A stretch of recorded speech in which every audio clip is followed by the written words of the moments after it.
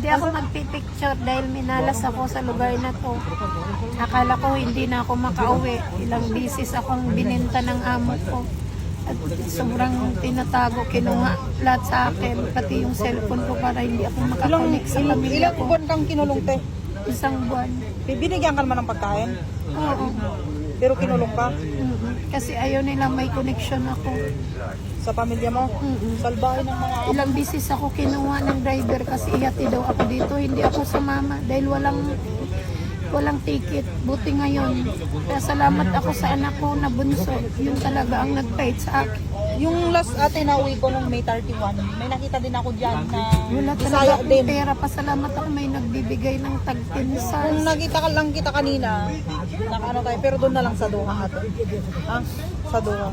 Uwi din kasi ako ate, kakabalik ko lang dito. Patay kasi yung tatay ko, kaya wala rin akong pera. Wala rin akong perang pauwi. Yung pera ko lang, 300 reals. Kasi kakauwi ko lang, wala pa akong isang buwan.